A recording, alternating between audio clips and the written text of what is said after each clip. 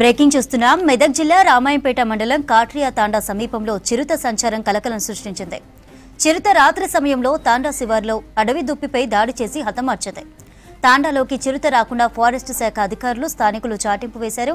గత 3 రోజులుగా చిరుత పులి పిల్లలతో సంచరిస్తోందన్నారు స్థానికులు. ఫారెస్ట్ అధికారులు తగు చర్యలు చేపట్టాలని తాండా ప్రజలు కోరారు.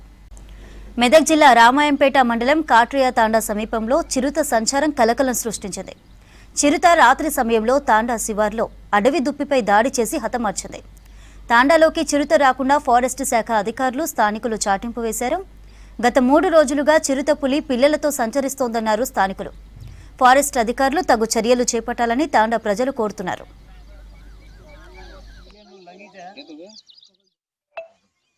మూడు రోజుల నుంచి ఆ జిట్టపులికు 3 రోజుల నుంచి తిప్పలు పెడుతుంది లేగా తిన్నది. మరి ఆవు కూడా ఇంటి ముంగట దగ్గర ఇంటి ముంగట కట్టుకున్నాం. ఆవు పక్క కూడా పంటున్నాం. పన్నా కానీ అది వచ్చే వరకు గెదిమినాం. పొద్దుకి గెదిమితే వచ్చి లాస్ట్కు గయ్యి అని మా ఒరే వరకు ఏం ఆవు పడ్డదా ఏమున్నాయి వచ్చే వరకు కలం 3 తింటున్నాయి. ఈడ నేను 4 అంతకు వచ్చినాం. 4కి వచ్చినాము. 5టికేమో పొద్దుకి 9కి గెదిమేసినాం. గెదిమిన తర్వాత ఇట్లా పరిస్థితి అవుతుంది. ఇవాళ నుంచి 5 రోజులే అవుతున్నాయి. 5 రోజుల నుంచి గెదంతో